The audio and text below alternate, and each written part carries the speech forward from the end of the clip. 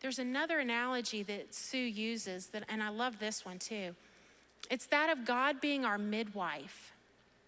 I know that sounds really strange to say, but this one really struck me. How many of you guys, when you had children, if you've had children obviously, that you used an OBGYN?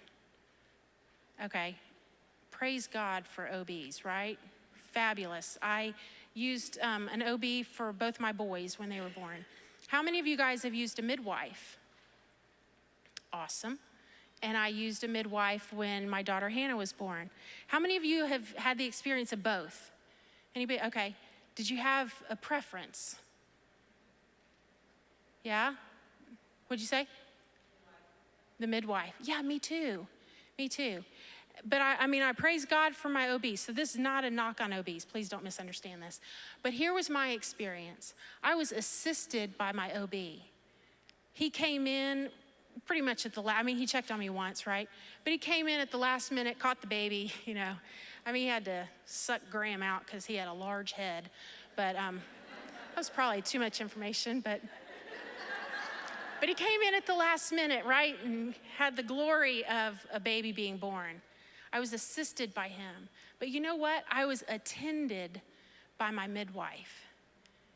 And I use that term intentionally because you know what? She was with me during that entire time. She was with me. She was preparing me, preparing my body, preparing my mind, comforting me. And it was just the contrast between the two was remarkable to me.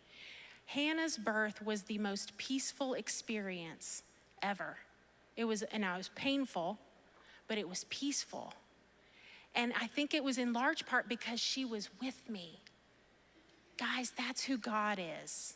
He is our midwife. He is not taking away the pain. The pain of birth is still very real. The pain of that waiting time is very real. And yet he's with us. I don't think it's any mistake that Jesus is called Emmanuel, God with us, because he is with us in that. Even though it's painful, he is with us in it. And so we have this painful breaking out, having to struggle. God allows us that struggle because there's strength that comes from that. And yet he's right with us in the midst of it. I love that.